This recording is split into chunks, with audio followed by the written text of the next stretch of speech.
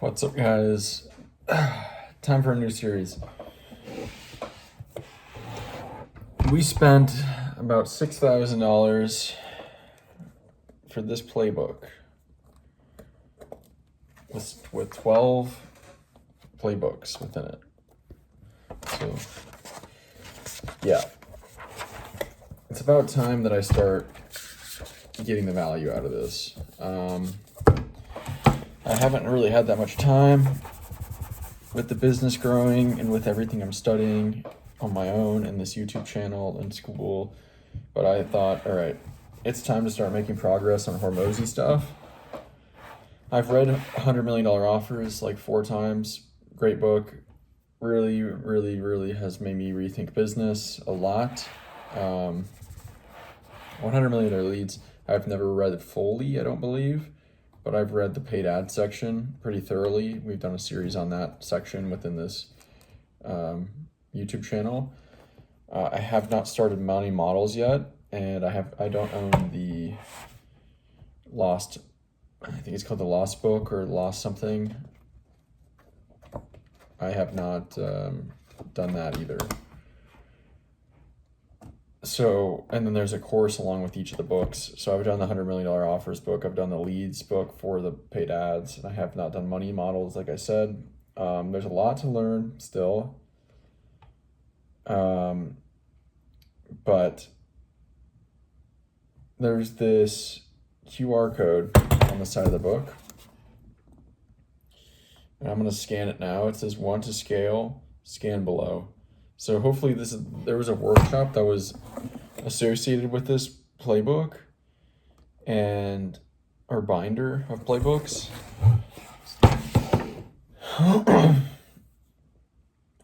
That I started watching, but I didn't watch the whole thing because it was like 4 hours long and I've been busy and I've been planning to get to it. So the idea is that you scan this playbook potentially. I haven't scanned it yet.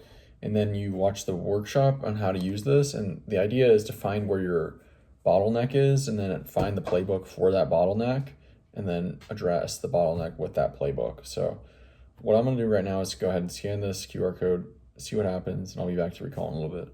All right, guys, so the QR code, it was essentially just a link to the workshop that he has in Las Vegas that he sells, basically. It's a $5,000 workshop. Not a ton, considering we spent $6,000 on this binder. Price anchoring, huh?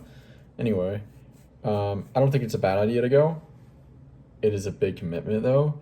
Not financially for me. It's more of a time commitment to go there for, fly there, and then you're there for 2 days of workshop. So maybe you're there for 3 days, maybe 4. You might be messing up your circadian rhythm or shifting it around. You're probably not doing much outside of the workshop during those days. It sounded like it was about 9 to 9:30, 9 or 9:30 to 6 or 6:30. So, most of the day. So everything that I do every day, including this, studying Hormozi stuff and business stuff, studying Google Ads from the Google Skill Shop, make it stick, linear algebra, computer science, working on my business, working on fulfillment, talking to clients, sales, service delivery, all this stuff that I'm doing on a daily basis. Those are all paused for 2 days. That's the big thing. And it's like, all for what? Is it going to be really worth it? I don't know. I think there's tons of value to being around people that are past you in business. I totally think, or better than you, have a higher level. Totally think that because, you start to, through osmosis, kind of pick up on their ways of thinking and behaving and priorities and stuff. And so you can start to grow your own business as well. But for me, currently, we're growing a business. We started out at 0 7 months ago, and now we've got 2 clients and potentially a third coming pretty soon. So we're sitting at, a small amount of money for a business, considering it's a partnership, and we're bringing in a third part owner. So, but we have a lot of stuff we're working on, including perfecting our offer. We've got a huge network of potential hot referrals, and beating competition on the stats board as far as service delivery goes, better results. So I don't know. It's always in my mind to go there. Yeah, there is. It is. But for now, I think we've got 4 books and 12 playbooks. We got plenty of stuff to think through. It's the idea also of like, well, is it even worth going through all these playbooks first when I can go and find the constraint of the business? That's really what the workshop's all about, is finding the constraint. Right? So this first video. Okay, so sorry. After I kind of went through that webpage and was kind of like, yeah, I'm interested. I don't know. It's not something I want to do right now. If it was something I could do in 30-minute increments for the next 2 months, yeah, I'm all ears. But it's a huge time commitment and shift in all this momentum I have that I'm just going to keep building on instead. I'm not saying that, I'm not saying anything. I think Hormozi knows a lot of stuff, and for a long near future, he'll know more than what I know, and so I can benefit from what he has to teach, and that's why I'm reading his books, right? So that's kind of like that's kind of enough right there to signal that I'm humbled and recognize that he knows a lot, and that I can learn a lot from him, and I already have, and I attribute a lot of my current business viewpoint from his frameworks. So anyway,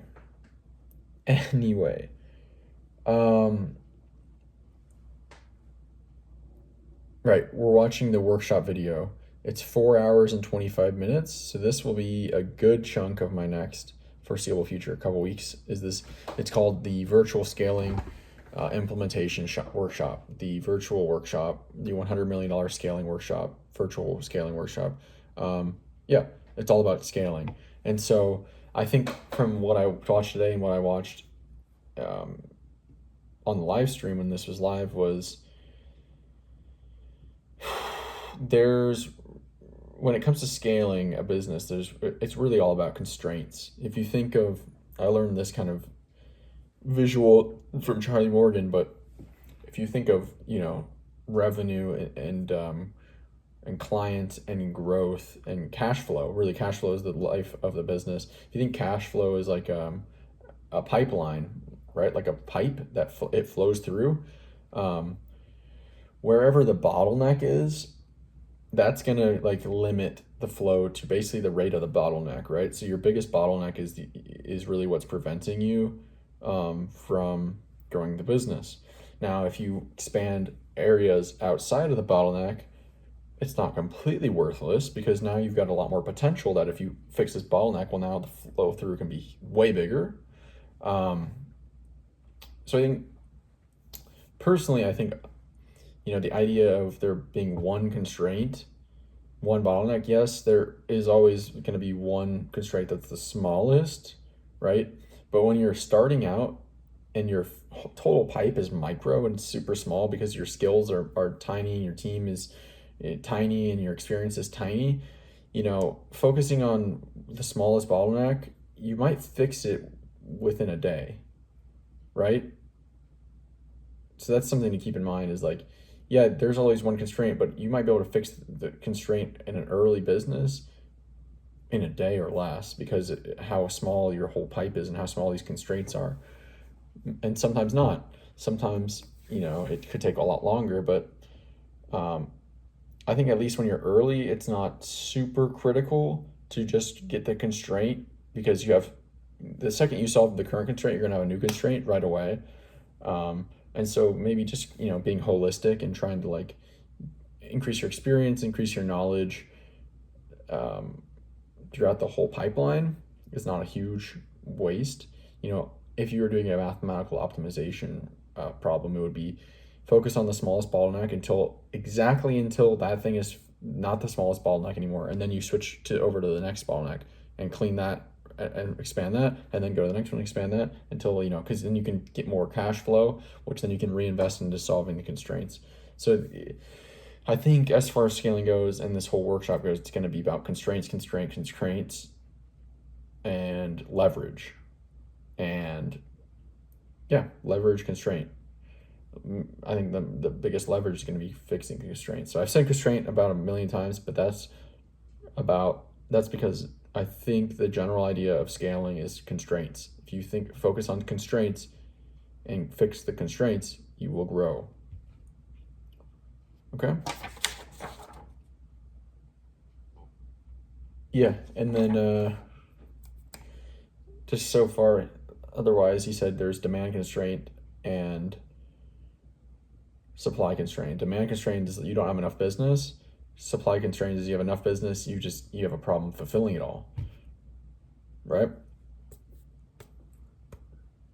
And when he's talking about helping businesses grow, he's talking about deconstraining the business. Hope you're catching the theme here. So that's it for today. We're going to continue watching this virtual implementation workshop. And I'm not going to make any plans for after that yet, because I'm not going to say then I'm going to read this book or this playbook. I'm going to just not focus on anything until this workshop's done, because a lot of those questions about what to do next should be answered. So that's it for today. Talk to you later. See ya.